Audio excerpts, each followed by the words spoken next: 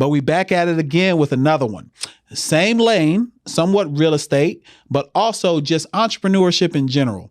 Y'all know about John that we got here in the studio. Y'all have seen him quite a bit on plenty of Poor Horsemen episodes. We also got the movie review that we do with him as well. That's coming back. But today we have a special guest who's related to this brother.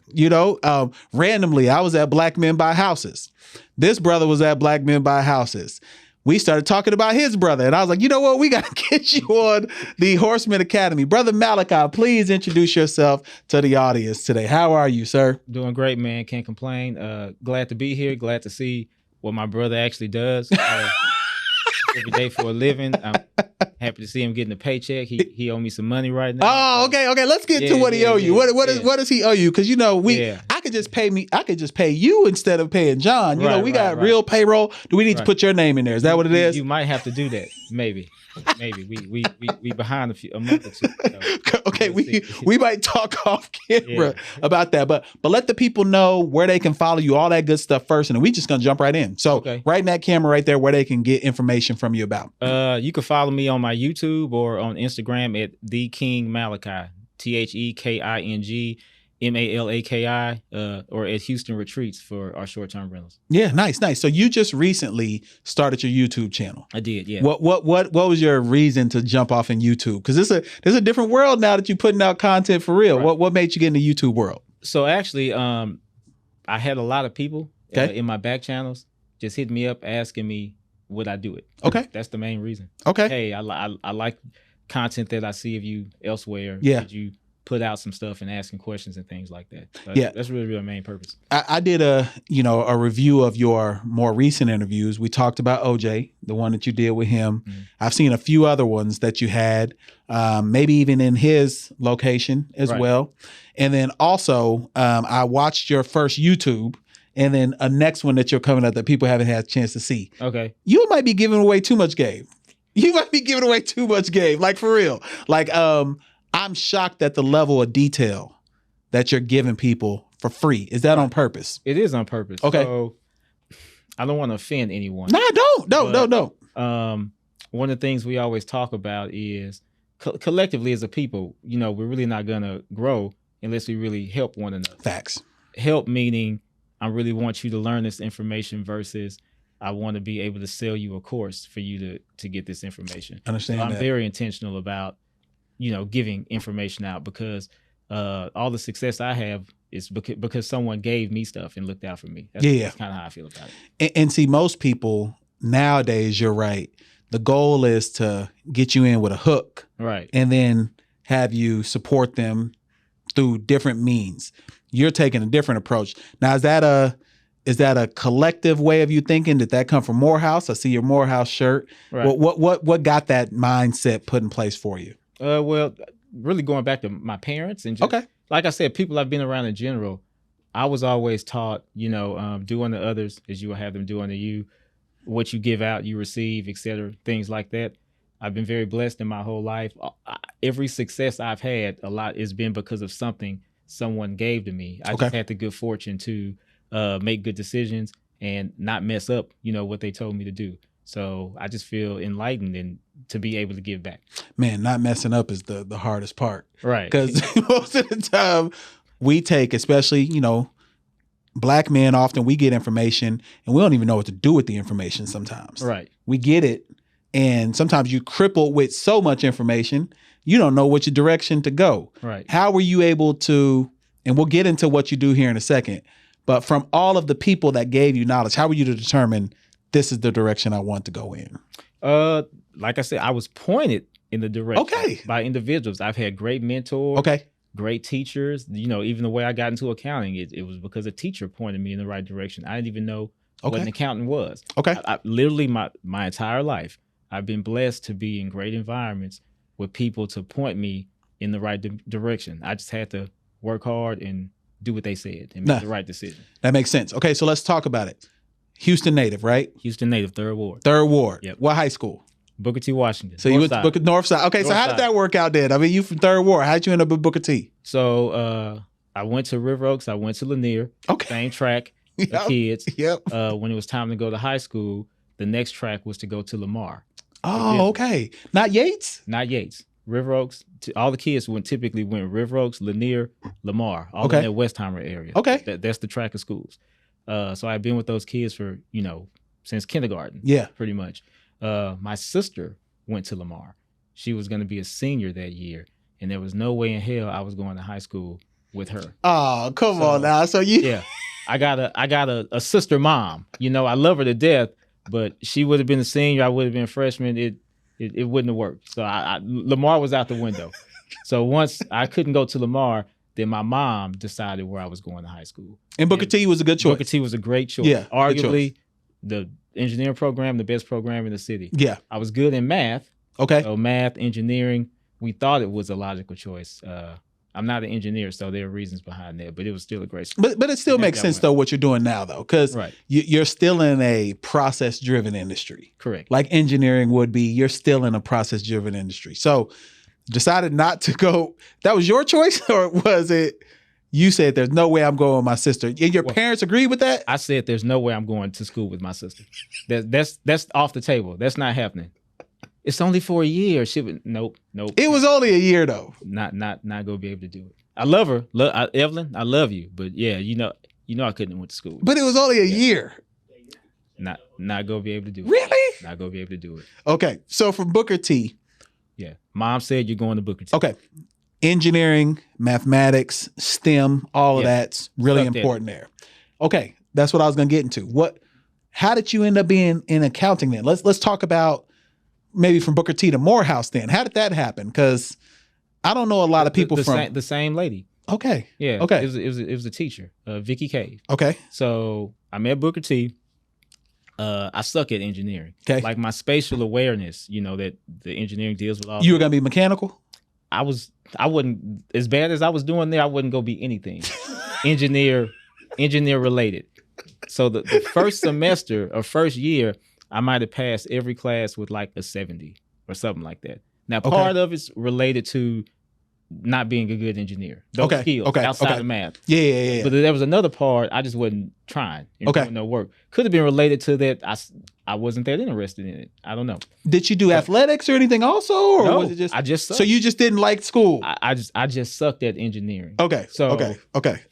First year, horrible grades. Okay. Everything. But I barely passed everything. Second year, sophomore year, my high school English teacher, Miss Vicky Cave, became the magnet coordinator. Okay. The first thing she did was kick me out the program. So she put me out the engineering program. She was gonna make me go back to my home school, Westbury. I was like, "Yo, that ain't gonna work. Like, we gotta. You have to step it up. You gotta step it up." So she sent me to our regular program for a semester. It's kind of like if you make good grades, I'll let you come back up. She let me keep my bus route. It was illegal. Okay. She let that happen. I did good in the regular program. Came back up junior year. Okay. Still, I was doing a little better. I'm passing stuff, but still kind of struggling with the whole engineering thing. So one day she's kind of like, like Malachi, what do you like to do besides gamble? Let's break into this gambling real quick. Let's take a pause. I'm a gambler. What was you doing in high school? I wasn't gambling, so she was confused, but she thought I was gambling. Cause I gamble. Yeah, so she was like, "What do you like to do besides gamble?" And I was like, "What are you talking about? I don't gamble." Okay. She's like, "Malachi, every day I see you come in here, I see you grab the sports page, I see you go out with your little friends, y'all going over the box scores. That's what I was doing. Don't BS me. I know you're gambling." You wasn't gambling. I was like, "I'm not gambling. I'm playing fantasy sports." Is what I told her. Now, me and you are of a similar age, right? So you was playing fantasy before the internet. Before the internet, you was adding up your. So her question was up your own scores. So her question to me was, she said, "You're doing what?" I said, "I'm not gambling. Me and the crew, we're playing fantasy sports." She was like, "Show me what that is." I showed her what it was. Yeah. Again, pre-internet. No spreadsheet. I showed her what it was pre-internet. Her initial question was, "This is fun to you?" That's what I said. So she was like, "This is like you like this?" Ain't no way. And I was offended. You were adding up the box scores. I was like, "I'm the commissioner. Yo, is what I told her. I'm the commissioner. So you set up the league too. And she said, show me what the commissioner does. Yeah. Then I showed her the manual spreadsheet. Of course. Like that. And once she saw that, she said, oh, you're an accountant. In accounting. You were. And I was like, what's an accountant? I don't know. Yes. I don't know what that is. She's like, you're the person that tracks money. I said, I can do that. You can. I can do that. Because if you were willing to do that at what, 16, 17? 16, 17. Pre-internet. People don't understand how hard fantasy used to be. You know the engineering spread? Yeah. I mean, the engineering paper? Uh-huh. I was using that as a ledger. So you took the paper from Six Sigma. Yes. It made your own It made a ledger. And once she saw that, she said, oh, wow, you're an accountant. And luckily for me, you know how the schools have, CTE technical courses? Yes. Like body shop Yep. and cosmetology and stuff. Accounting was a CTE. Oh, wow. That's a, man. So that's like Malcolm Gladwell talks about in Blink, where you don't realize that one opportunity or like in Outliers, that your school happened to have an accounting CTE course. Because across the country, that was not the standard. Right. So just randomly your school had that. And she modified our core curriculum for me. So she let me take accounting classes as an elective. And then how did you do in those classes? I got all A's. So, did it come intuitive to you? It was easy. Okay. So she let me take accounting because it's accounting's like it's not math related. It's like a placement. It's like another language. I tried that, man. I couldn't do it. We talked about that a little bit before we got on. There was no way. And I'm proficient at math. I am comfortable, but now I speak finance. That's the language that I talk in. Right. But so she let me take that. No way I could take those classes. And then she got me in the Morehouse. What? Okay. This is a guardian angel. It was. For real. Because you went from a C student. D student. CD. CD. I graduated with 2.8. She got me in the Morehouse. High school? 2.8. Mm-hmm. Man, how did she get you in the Morehouse with a 2.8? So the Morehouse recruiter was there. Again, engineering. I mean, Booker T, great program back then. Arguably the best program in the city. Yeah. The recruiter was there to see other friends of mine that went to Morehouse. Brandon Durden, Jason Dorsey dudes that were like 4.0, honor roll, all of that. They were there to see them. I was in the office. The recruiter comes back. The recruiters typically come through the office to sign in and get stuff and whatever. Recruiter comes back and she tells the recruiter, she says, hey, doesn't Morehouse have a good business program? And he's like, yeah, we got a great business program. And she says, that's the student you want. It took us a while to find out what he likes, but he's an accountant. His engineering grades, they're bad. Ignore these. But look at these A's that he got in all of his accounting classes. Man, she is truly a guardian angel. Mm-hmm. She got me in the Morehouse. Because you never know what would have happened had you not had those encounters with her with the fantasy league. Correct. People could have really thought you were just gambling. Mm-hmm. And so this is a thing that I often say about youth. You don't really know what their skill is unless you invest the time in them. To find out. She invested the time in you. She took the time. Her main thing was, Malachi, what are you interested in? Yeah. Let's try to find what you like to do. Yep. I know it's not this. Let's find what it is. And then once she found what it is, she said, this is what you're doing. This is a job or a career track you can do. Go do this. And then when the college recruiter came, do y'all have this program? Yeah. Take him for that. He's bad at this, but here go all his grades in that. And the recruiter's like, oh, well, we need a writing sample. I was his English teacher. He can write. Yeah. We'll send you a sample. No problem. Trust me. Yeah. That didn't give me no money. Man, they don't even do writing samples no more. Really? Not that I've seen. I mean, they have to write these creative essays, but it's not the same as like what we had to go through. Okay. Yeah. You need a whole. Yeah. It's completely different now. Yeah. And they have like test optional for getting into school now. Oh, wow. You don't even have to take the standardized test. ACT, SAT. Yeah. It's a whole different world, but I digress. So Morehouse, how did Morehouse shape you? And then we're going to talk about some of the creative things you're doing in real estate. And did that come from your Morehouse background, or did you just develop that when you came back to Houston? A little bit of both. A little bit of both. Okay.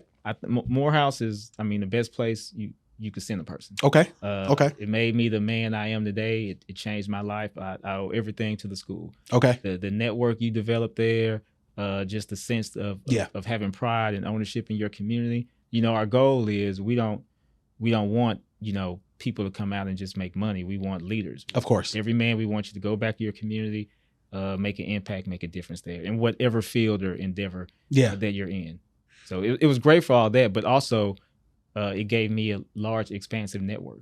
Yeah, that's the one regret that I probably have in my colleges. You know, I'm University of Oklahoma, Texas A&M, University of Chicago.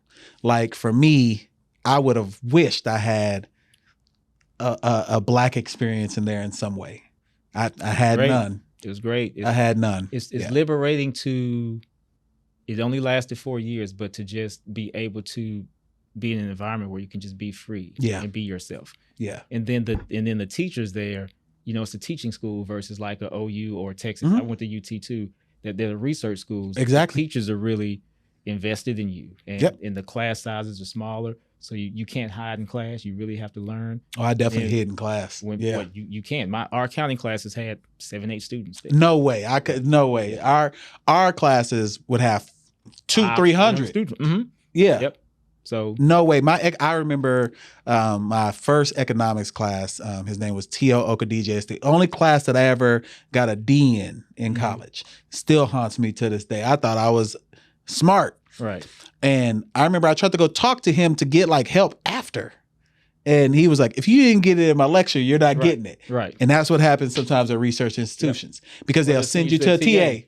That's it. And I was like, that TA knows as much as me. Right. Like this ain't gonna work. So the teacher, their goal is to teach. You're right.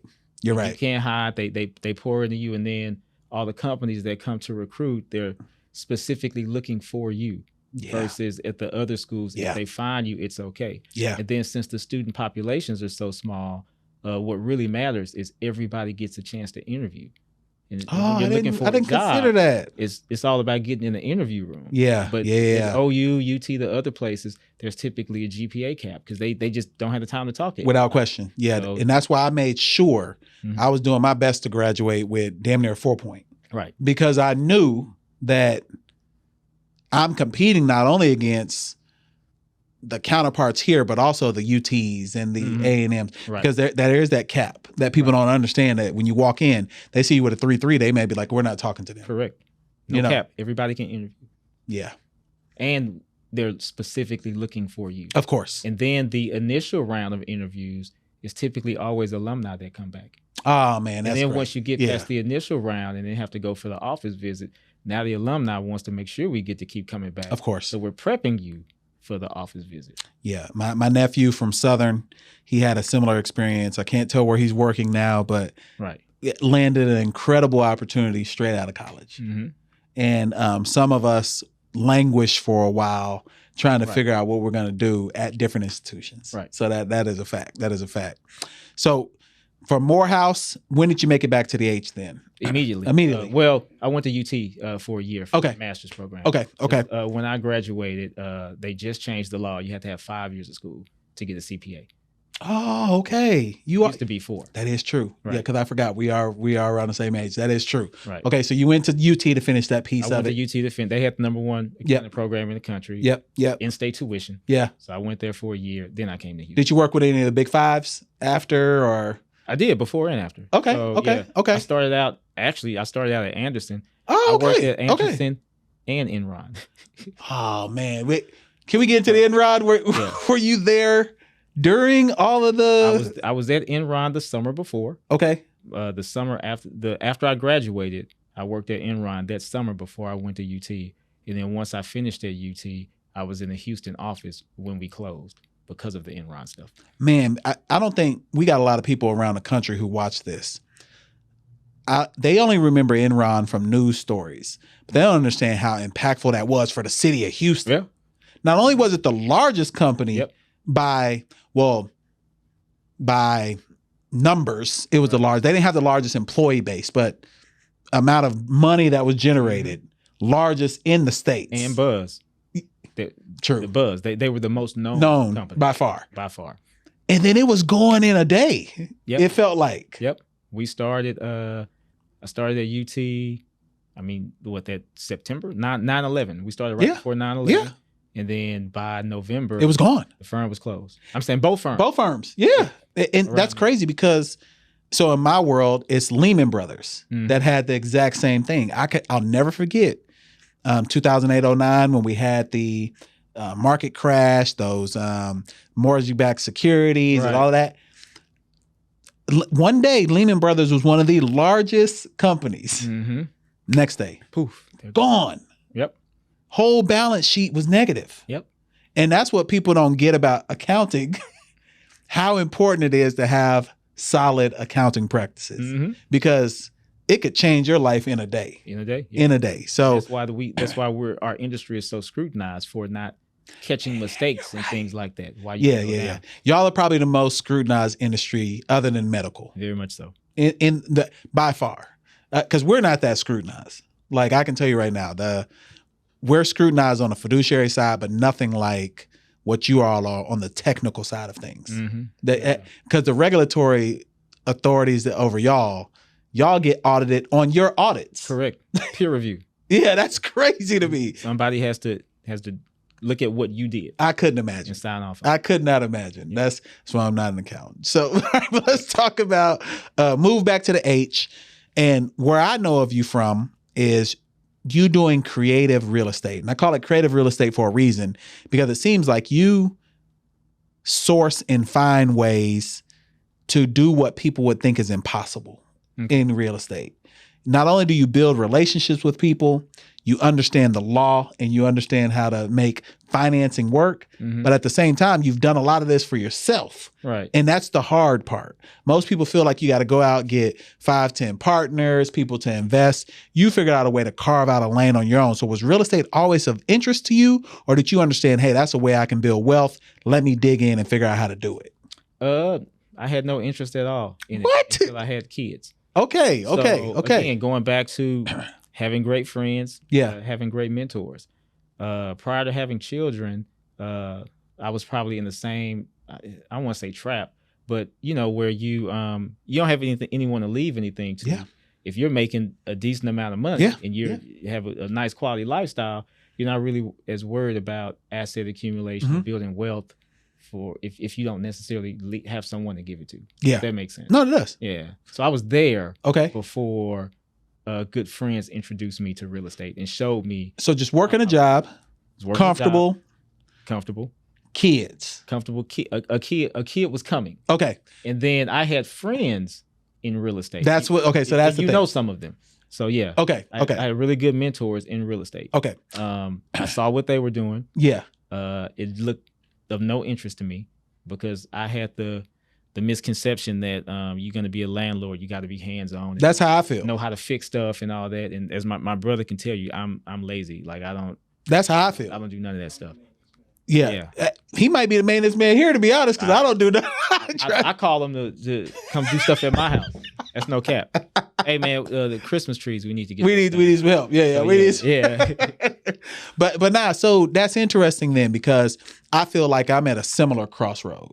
Like, so I've done some, small real estate. My father-in-law, he's done some stuff with my wife. They've been involved. But for me, I've came slow to it just because I feel like it's a lot of work. I feel like it's a lot of headache, a lot of trying to figure out where the money's going to come from, how to get involved. But that's why we got you today. Yeah. So one of the things that I saw, and people, this is going to be the title of this, because you said, I like free houses, which was crazy to me.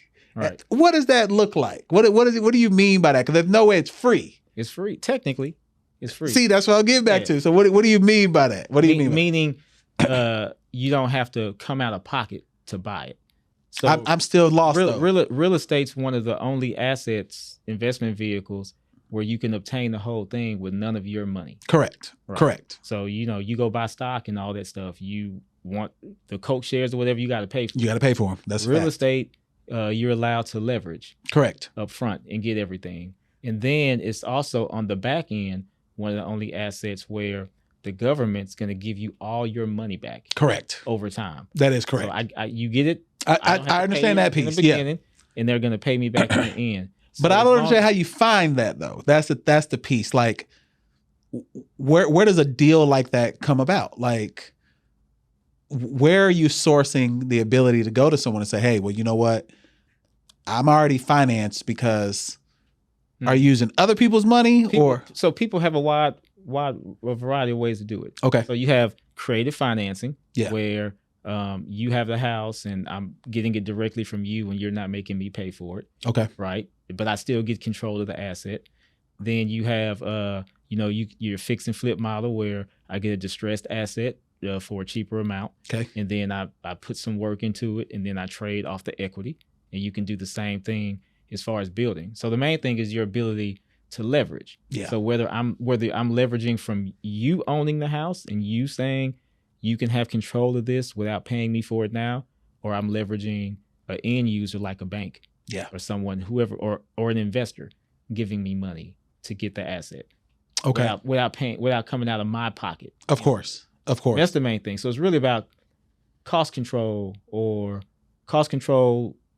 a fix and flip or new construction, or having the right relationship with someone on the creative finance side that's willing to give their property to you. So are you more into multifamily, single family, fix and flip? I know you've got the, what did you call it again? The, where else they could find you at? The name is escaping me. Houston Retreats. Right. What are you more into then? Is it the short-term rental?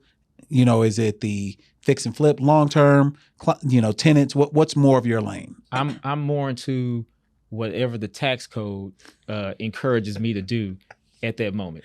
Tax code's about to change too for some people. It's going to change in 26. It is. But until it changes then, there are heavy incentives in there to build. Correct. To do new construction. There sure are. Or significant rehab. So I'm into that. And then I'm into short-term rental, because short-term rental allows you to take allows you to accelerate the government paying your asset off faster. Explain that then for people, because some people that might have went over their head. So the government right now is incentivizing new construction and heavy rehab. Or heavy rehab. Okay.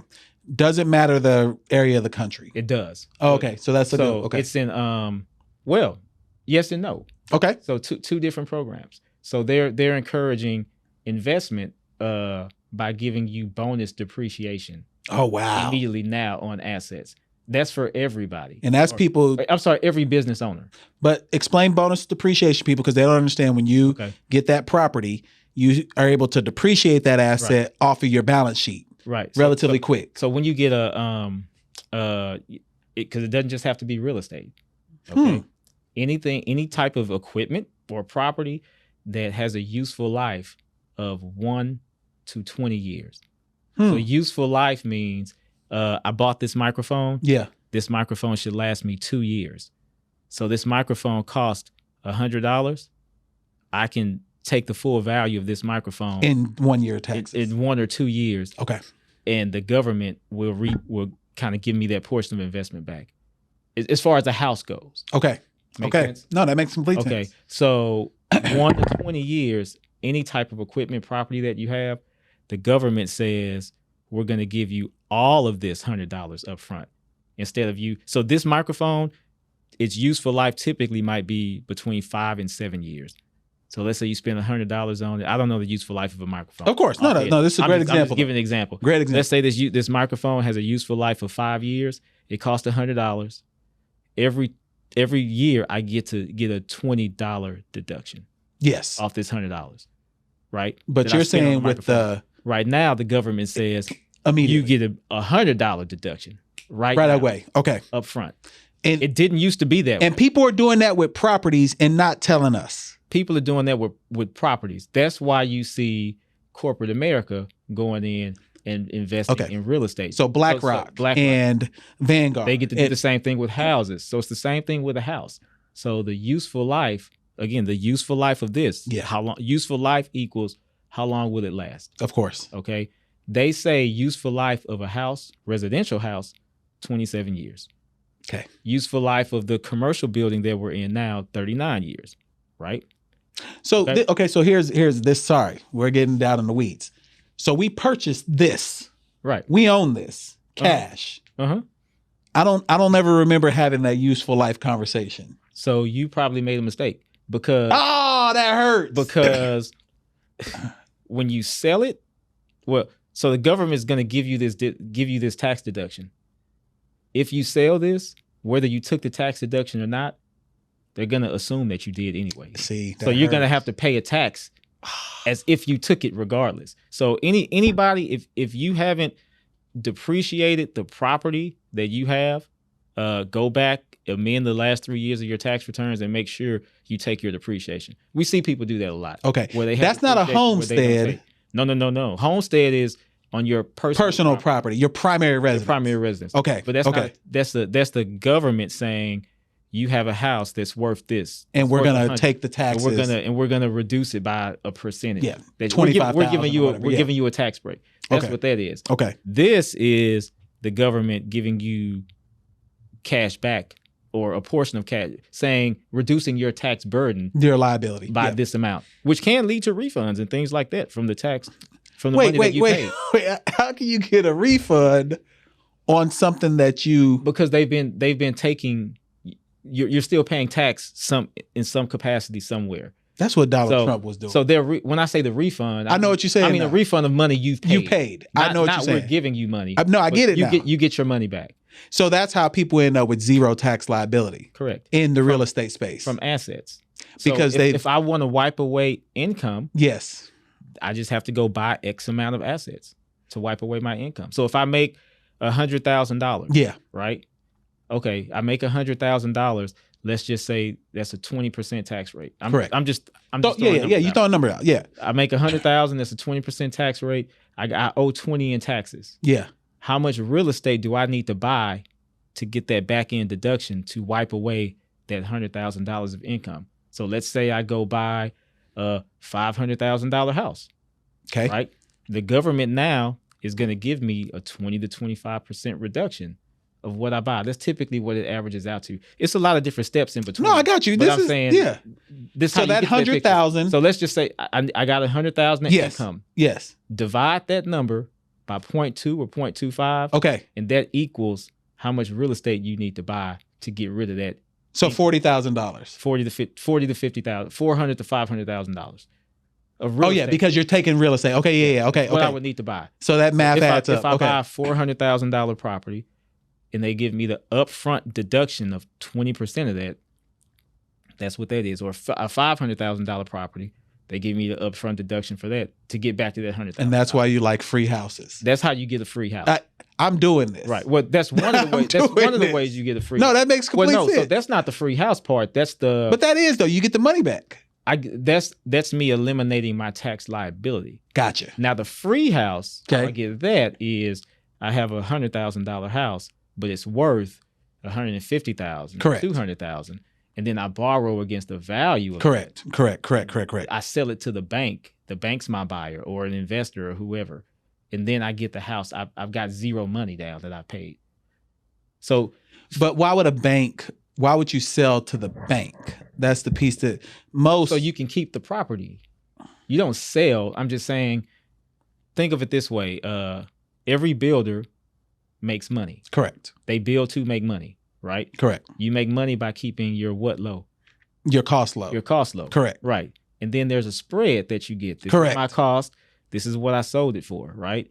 So I could sell. I could build a house and sell it to you, make $50 on the house. Then I owe tax on the $50 I just made. Correct. Right. Or I have my same cost. Instead of selling to you, a bank will give me 70 to 75% of the value of that house as a loan. Oh, no, we cooking now. Okay. Right? We got something. Okay. So they'll loan me the money for that house. I can get the same amount I can give to you depending on how valuable the house is, right?